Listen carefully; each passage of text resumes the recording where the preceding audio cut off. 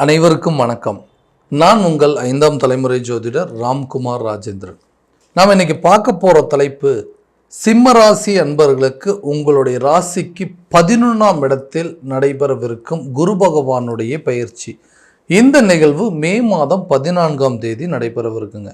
So இந்த நிகழ்வு காலகட்டங்களில் சிம்ம ராசி அன்பர்களுக்கு எந்த விதமான அற்புதங்கள் மற்றும் சிறப்புகள் கொடுக்க போகுது அப்படிங்கிறத தெளிவாகவும் துல்லியமாகவும் இந்த காணொலியில் பார்க்கலாங்க. நம்ம சேனலை ஃபஸ்ட் டைம் பார்க்கலாம், அதை சப்ஸ்கிரைப் பண்ணிக்கோங்க. பெல் பட்டனை கிளிக் பண்ணி ஆல் ஆப்ஷன் கொடுத்துக்கோங்க. சிம்ம ராசி அன்பர்கள் சூரிய பகவானை அதிபதியாக கொண்டவர்கள், நிர்வாகத்திறமை படைத்தவர்கள், எல்லா விஷயத்திலையும் சுறுசுறுப்பாக செயல்படக்கூடியவர்கள். தனக்கு ஒரு விஷயம் சரின்னு பட்டுதுன்னா அந்த விஷயத்தை யார் தடுத்தாலும் கண்டிப்பாக அதை செய்து முடிக்கக்கூடிய நபர்கள்.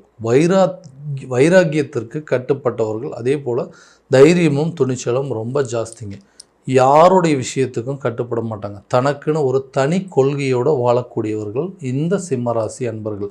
மற்றவங்களோட விஷயம் எதுவாக இருந்தாலும் மற்றவங்களுக்கு புத்திமதி சொல்லி அந்த விஷயத்தில் அவங்கள ஏதாவது ஒரு விதத்தில் நல்ல அவங்களுடைய முன்னேற்றத்திற்கு நம்மளுடைய வார்த்தைகள் வழிகாட்டியாக இருக்குன்னு நினைக்கக்கூடிய நபர்கள். யாருடைய பேச்சையுமே அவ்வளோ சீக்கிரம் கேட்க மாட்டாங்க. ஆனால் இவங்களுடைய பேச்சு மற்றவங்க எல்லாருமே கேட்பாங்க. ஏன்னா அவங்களுக்கு அவ்வளோ ஒரு தன்மை அப்படிங்கிறது. எனக்கு சிம்ம ராசி சூரிய பகவானை அதிபதியாக கொண்டவர்கள் அப்படின்னாவே எல்லா விஷயத்துமே, அதாவது இளம் வயதிலிருந்தும் சரிங்க, தன்னுடைய வாழ்க்கையில் எல்லா கஷ்ட நஷ்டங்களையும் அனுபவித்து வாழக்கூடிய நபர்கள் அப்படிங்கிறதான். இவங்களுடைய வாழ்க்கை எப்படி இருக்கும் அப்படின்னா, அதாவது இளம் வயது காலகட்டங்களில் பெற்றவங்களுக்காக வாழ்கிறதுங்க.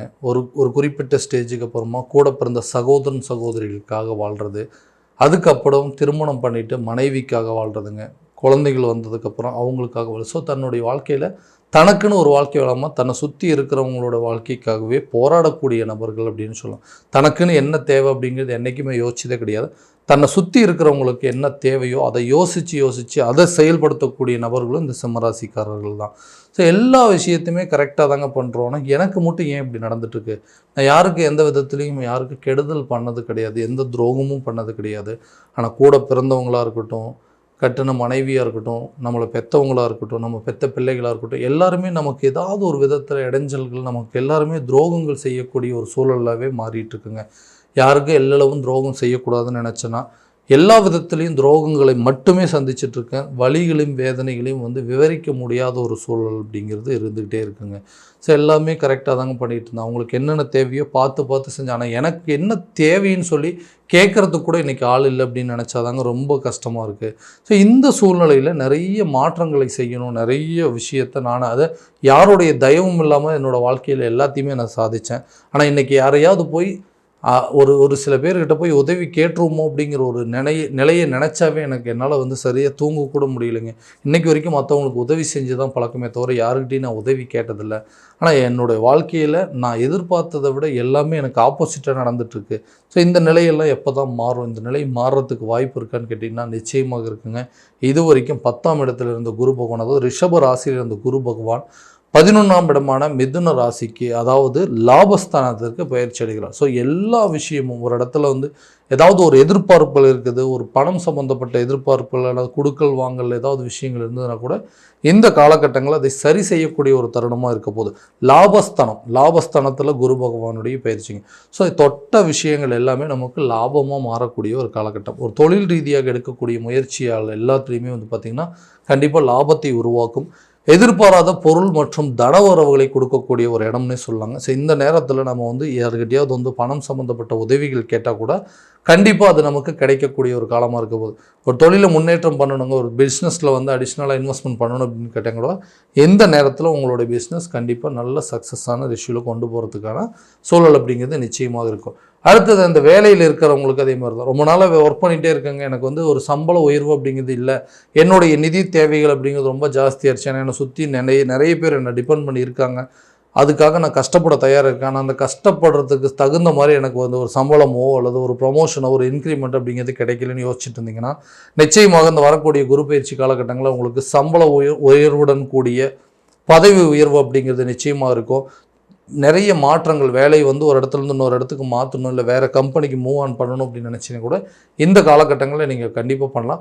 அதே நேரத்தில் வெளிநாடு சம்மந்தப்பட்ட முயற்சிகளில் ஈடுபட்டு இருக்கிறவங்களுக்கு கூட இந்த காலகட்டங்களில் வெளிநாடு சம்மந்தப்பட்ட யோகங்கள் அப்படிங்கிறது நிச்சயமாக இருக்கும். புதிய தொழிலை தொடங்குவதற்கான வாய்ப்பு, பார்ட்னர்ஷிப்பில் நல்ல ஒரு இம்ப்ரூவ்மெண்ட் அப்படிங்கிறது இருக்கும். யாரெல்லாம் உங்களை வந்து எதிரிகளாக நினச்சாங்களோ, உங்கள் கூட்டாளிகள் கூட உங்களை எதிரியாக நினச்சிருப்பாங்க, அந்த நிலையை மாற்றிக்கொள்ளக்கூடிய ஒரு காலகட்டமாக இருக்கும் போது இந்த குரு பகவானுடைய பயிற்சிங்க. அடுத்ததாக திருமணம் சார்ந்த தடைகள். வாழ்க்கையில் எல்லாமே கஷ்டப்பட்டு தாங்க பண்ணிட்டு இருந்தாங்க, ஆனால் தனக்குன்னு ஒரு வாழ்க்கையை அமைச்சிக்கவே இல்லை. அப்படி ஒன்று அமைஞ்சதுனாவது இதுக்கு மேலே வரக்கூடிய வாழ்க்கையாவது இவருக்கு நல்லபடியாக இருக்குமா? கல்யாணம் அப்படின்னு ஒன்று நடந்ததுன்னா நிச்சயமாக நல்ல வாழ்க்கை இவருக்கு நல்லபடியாக பார்த்துக்குவாருன்னு யோசிச்சுட்டு இருக்கிறவங்களுக்கு திருமணம் அப்படிங்கிறது ஒரு பெரிய தடையாக இருந்தது. அந்த தடை அகலக்கூடிய ஒரு காலகட்டம். இந்த கலசரஸ்தானத்தில் குரு பகவானுடைய பார்வை படுறதுனால நிச்சயமாக நீண்ட நாட்களாக இருந்த அந்த திருமண தடைகள் அப்படிங்கிறது விலகுங்க. தான் எதிர்பார்த்தபடி தன்னுடைய வாழ்க்கையை அமைச்சு கொள்ளக்கூடிய ஒரு காலகட்டமாக இருக்க போகுது. ஸோ என்னோடய வாழ்க்கை வந்து நான் நினச்ச மாதிரி அமையலைங்க, இதுக்கு மேலே அந்த லைஃபை வேணும்னு சொல்லி விட்டுட்டு வந்தவங்க கூட புதுசாக ஒரு லைஃப்பில் என்ட்ரி ஆகி அந்த லைஃப்பை வந்து நல்லபடியாக அமைச்சிக்கிறது, தான் எதிர்பார்த்த மாதிரி தன்னுடைய வாழ்க்கையை அமைச்சு கொள்ளக்கூடிய ஒரு காலகட்டமாக இருக்க போது. இரண்டாவது திருமணம் சம்பந்தப்பட்ட முயற்சிகள் கூட இந்த நேரத்தில் நல்ல ஒரு பலன் அப்படிங்கிறது கொடுக்கும். கணவன் மனைவிக்கிடையே இருக்கக்கூடிய கருத்து வேறுபாடுகள் ஏதாவது ஒரு விதத்தில் அதை பேசி தீர்த்து கொள்ளக்கூடிய ஒரு காலகட்டமாக இருக்க போது. எதுக்காக சண்டை போடுறோம்னே தெரியலைங்க, எதனால் இந்த பிரச்சனை? நம்ம நல்லா இருந்தாலும் நம்மளை சுற்றி இருக்கிறவங்க ஏதாவது ஒரு விதத்தில் தேவையில்லாத குழப்பங்களை ஏற்படுத்திடுறாங்க. இந்த மூன்றாம் நபர்களுடைய தலையீடுகள் வந்ததுனால தான் குடும்பத்தில் இவ்வளோ பெரிய பிரச்சனைகள், இவ்வளோ பெரிய குழப்பங்கள்லாம் நடந்துட்டு இருக்குது. இந்த மாதிரி ஒரு விஷயங்கள் நடக்காமல் இருந்ததுன்னா எனக்கும் என் மனைவிக்கோ கணவனுக்கோ இருக்கக்கூடிய அண்டர்ஸ்டாண்டிங் நல்லா இருக்கும். இதனால் என்னுடைய குழந்தைங்களுடைய எதிர்காலம் பாதிக்கப்படுது, அவங்களுக்கு உடல் ஆரோக்கியமும் கெடுதல் இருக்குங்க, கல்வி சம்மந்தப்பட்ட பிரச்சனைகள்லாம் வந்துட்டுருக்குன்னு நிறைய விஷயங்கள் இருக்குது. ஒரு கட்டத்தில் 2 பேருமே டிவோர்ஸ் பண்ணிடலாம், இதுக்கு மேலே நம்ம வந்து சேர்ந்து வாழ முடியாது அப்படிங்கிற அளவுக்கு யோசிச்சுருந்தேன். ஸோ இந்த குரு பார்வை 11ஆம் இடத்துலேருந்து கரெக்டாக 7ஆம் இடத்துல போகிறதுனால இந்த மனைவி மற்றும் பிள்ளைகள் சம்மந்தப்பட்டு இருக்கக்கூடிய பிரச்சனைகள் விலகுங்க. உங்களுக்குள்ள ஒரு நல்ல அண்டர்ஸ்டாண்டிங் ஏற்படுங்க.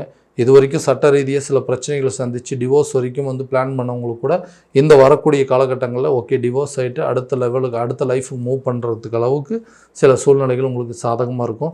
ஸோ கணவன் மனைவிக்கு இருக்கக்கூடிய பிரச்சனைகள் அப்படிங்கிறது தீருங்க. அடுத்ததாக இந்த குழந்தை இல்லாத தம்பதியினருக்கு குழந்தை பாக்கியம். எப்படின்னா கரெக்டாக இந்த குரு பார்வை பார்த்திங்கன்னா 5ஆம் இடமான புத்திரஸ்தானத்து மேலே படுதுங்க.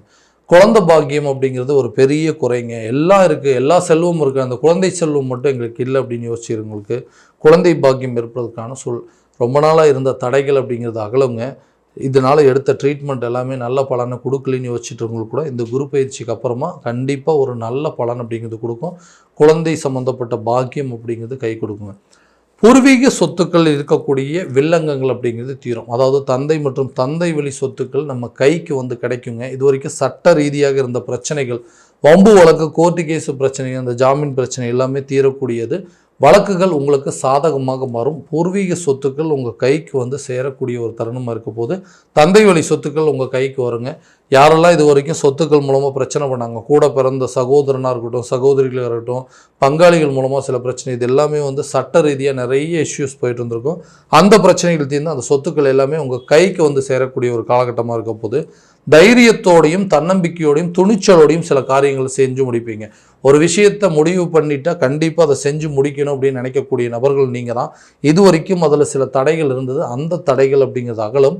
தைரியஸ்தானம் என்று அழைக்கக்கூடிய 3ஆம் இடத்துல குரு பார்வை படுறதுனால சில முயற்சிகள் கண்டிப்பாக நல்ல விதமாக எடுத்து ட்ரை பண்ணி அதை சக்ஸஸ் பண்ணி காட்டுவீங்க. தடைகளாக இருந்த முயற்சிகள் எல்லாமே வெற்றி படிகளாக மாறக்கூடிய ஒரு காலகட்டமாக இருக்க போது.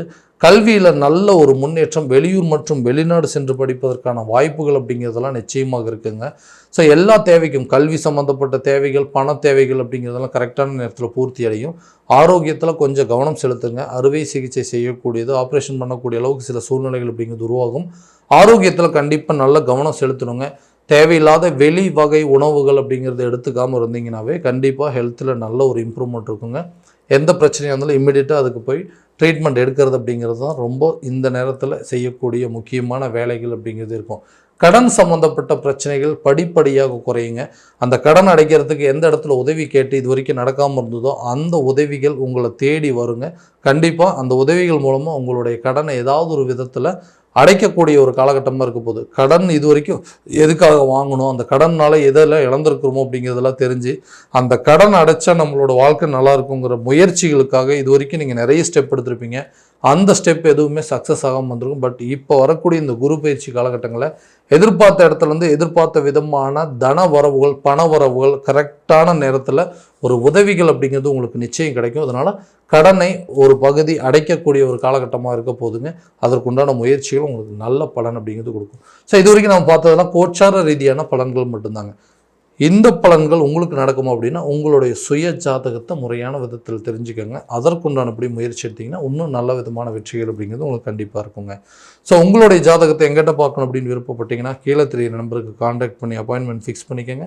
அப்படி இல்லையா உங்களோட ஜாதகத்தை வாட்ஸ்அப் மூலமாக அனுப்பிச்சி வச்சிங்கனாலும் சரி, உங்களுடைய time date of birth WhatsApp மூலமாக அனுப்பிச்சி வச்சிங்கனாலும் சரிங்க, தெளிவான முறையில் கணிச்சு துல்லியமான பலன்கள் அப்படிங்கிறது உங்களுக்கு தெரியப்படுத்தப்படும்.